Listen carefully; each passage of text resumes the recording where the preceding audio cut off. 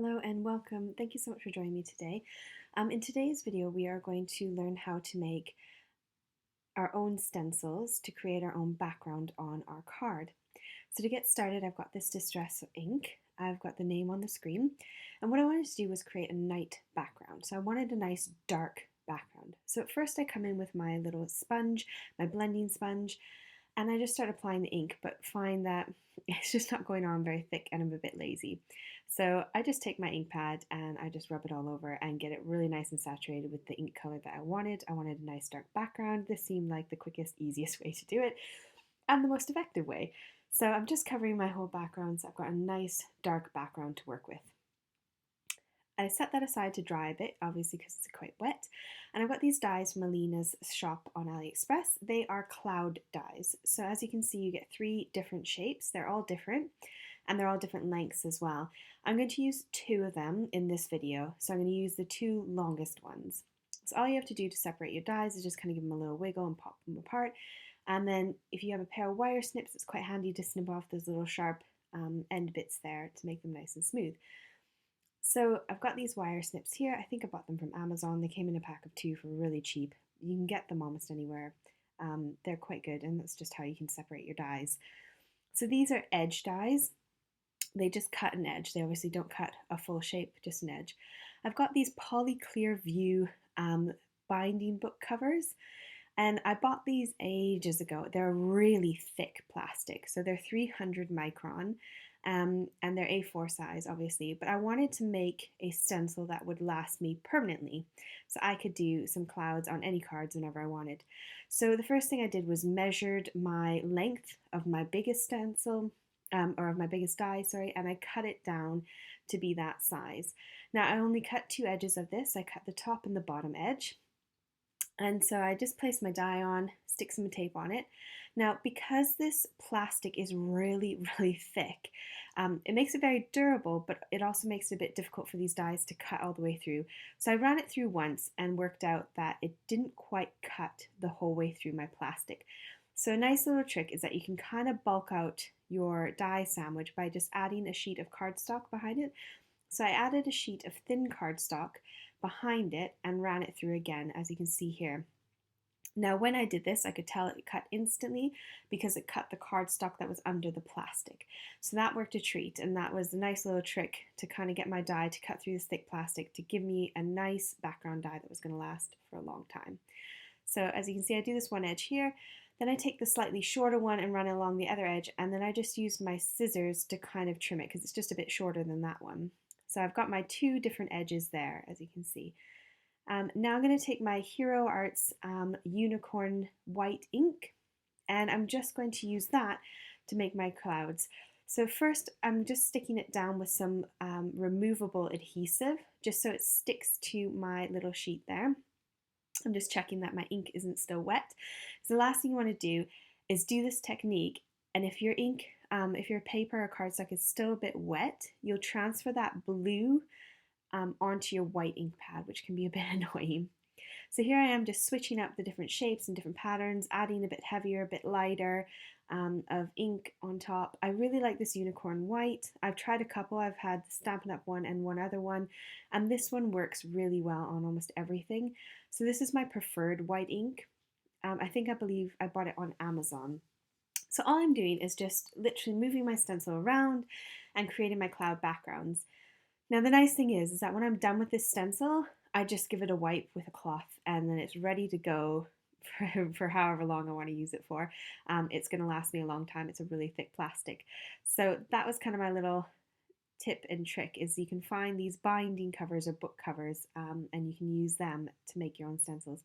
Now I've got this punch here. It's a star punch from Stampin' Up! It's quite a little one. I wanted to put some stars in the background. I was hoping I had a die, couldn't find anything. But this did the trick. I just made do with whatever I had in my stash. So I just punched in 3 stars into this leftover plastic. I've got this embossing paste from Stampin' Up! I'm not a fan of it. As you can see in the lid, it went moldy very, very quick. So I've barely touched it and it's completely moldy. I wanted my stars to be white, so I have stuck down some of my Distress Oxide in the Squeeze Lemonade. and I'm just mixing it with my embossing paste. Now I was finding it was quite thick and difficult to shift around. Obviously a lot of that moisture was leaking out the tub, which is why I think it was starting to go moldy in the lid. The paste was all right, so I carried on using it. But you'll see in a minute I'll add a bit of water and have a bit of a funny oopsie with that. But yeah, I just wanted to make some yellow stars, and the Distress Oxide is nice because it's quite a pigmented color and it's quite a non-translucent color as well, so I thought it would work well with my embossing paste. Here are my Arteza mica powders. I wanted to find one that was like a gold color. There's about 3 or 4 different golds in there. So I picked the golds I liked the most, and then decided to mix that into my embossing paste so I had glittery stars and like have gold, glittery, dusty stars. So I really like this mica powder. There's a lot of colors to choose from. So I dumped it on. Now you can see my oopsie. I wanted to add a bit of water. Stupid thing. I sprayed it and sprayed the mica powder all over my card. And the mica powder did stick a little bit, but I just basically wiped it on my trousers and it came right off.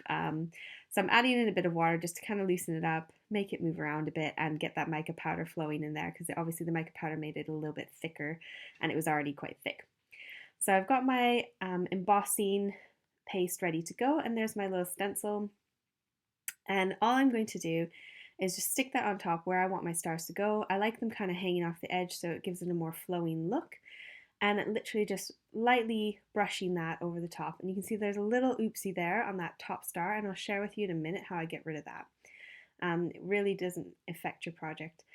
So all I'm doing is just sticking in some of these stars, and it's giving me a nice little night sky scene. And again, it's a stencil I can keep forever because it's made out of that really thick plastic. And it really wasn't difficult to punch through either. My punch punched through really easily, so it worked a really nice treat. So just adding, I think, one last star down here, just to kind of fill in that gap a little bit. It was a bit tricky because obviously I didn't want to smush any of the stars I'd already created. So there I've got my stars all finished, and I'm just taking one of these little jars that I bought for my little Stella project. I've got quite a few left over, and I'm just scooping that into the jar and saving it so I can use it on another project at another point in time, and I'm not wasting any of these really awesome products. So here's my little trick.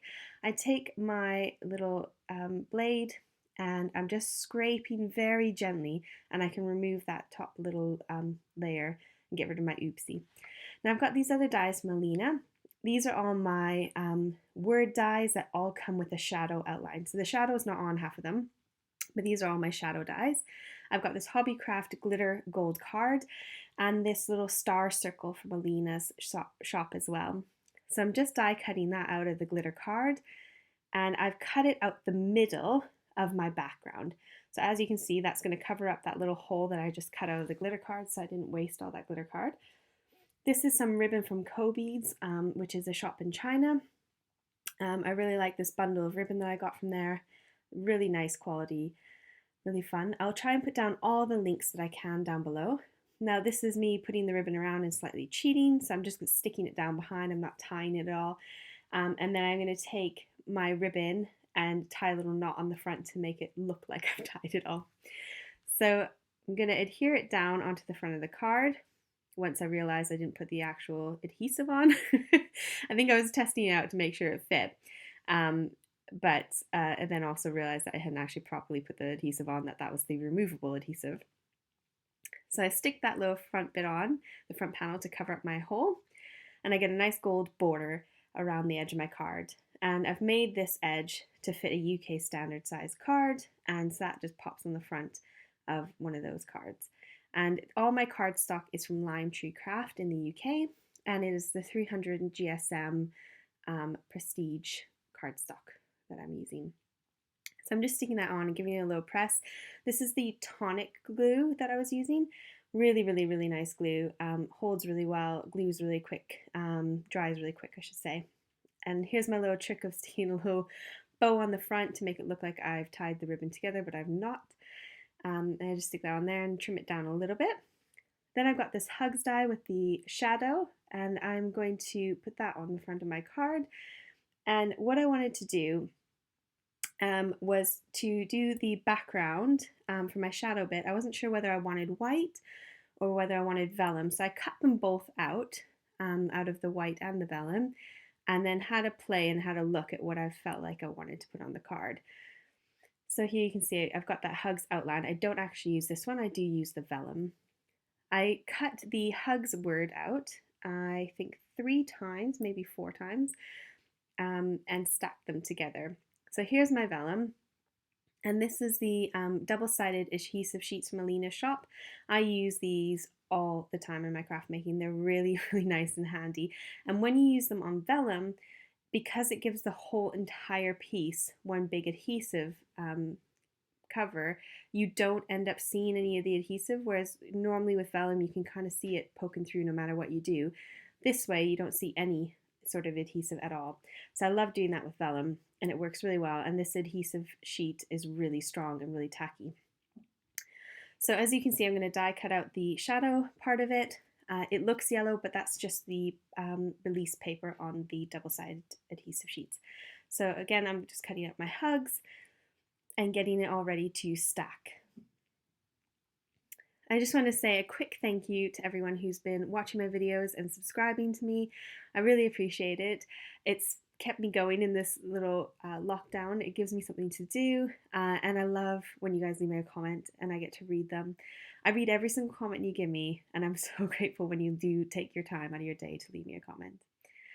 So here I'm inking up my paper the same way I did the first time and drying it with a heat tool so I can die cut it out straight away. I wanted to have my word hugs match my background and go with my card, but I didn't have any cardstock in this color, so I just inked up a piece, and I thought it would be easier to ink up the cardstock before I die cut it than after. This is my slightly cheaper Tonic glue, and I love using this glue for doing my die cuts. I get my Tonic glue usually from Every Craft's a Pound. It's £1 for a 60ml bottle. You can also get it directly from the Tonic website, and they keep putting it on offer as well. So it's a great idea to check out their website and see if they've got it on offer. But this glue is perfect for doing die cuts. This is just a makeup sponge. You can use any kind of sponge, and I'm just sponging it onto the back or onto the top of the die and then stacking them on top. It just gives you a bit of wiggle room and allows you to stack up your dies and have a nice clean look without getting too messy. I don't really like to fiddle around with gluing using my glue bottle, which is what I do with the blue layer, but when I'm stacking them up like that, I find it really fiddly to do this sort of gluing. So I do it with the top one because I wanted to make sure no glue kind of squidged out anywhere, and I got it on nice and perfect.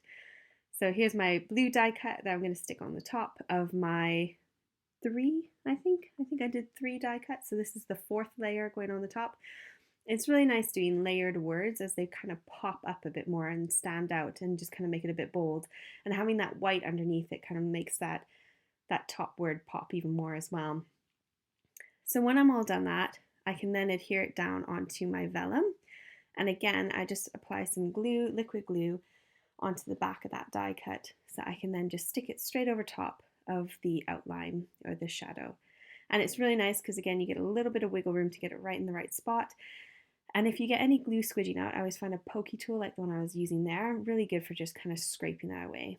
I've set it to the side with a bit of a block on top to weigh it down while I glue my little star circle. So I really like this cute little circle. I thought it would highlight and kind of draw your eye to my word hugs again, and kind of give it something a bit special and kind of ties in our background as well because we've got the gold behind our blue.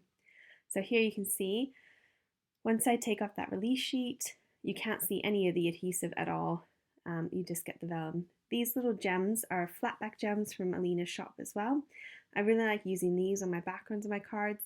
And what I tend to do is pop the glue down. Now I'm sorry this is out of focus because I brought them up close to the camera. I didn't want to then focus again, but I will fix it in a second.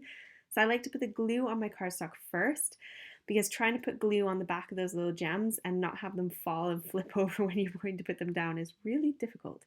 Now here's my little trick. I've got some blue tack, and I've got a stylus, I think is what it's called. It's like an embossing kind of scoring tool. I couldn't find my little sticky picker upper, and I thought, oh, I'll just use some blue tack, and it works a dream. So I just stuck it on the end of there, and then I just pick up each of those gems and pop it right down, and then the glue on the cardstock is slightly stickier than my blue tack, and it just holds my gem nicely. So I've been doing this for a couple weeks now, and I prefer this over any of my sticky tools, and it cost me nothing. Well, it cost me something because my daughter nicks my blue tack every second she gets, so I'm constantly having to buy more. Um, so anyways, that brings us to the end of the tutorial. I hope you enjoyed it and hope you had fun. Please do like and subscribe, and I'll see you in the next video. Bye for now.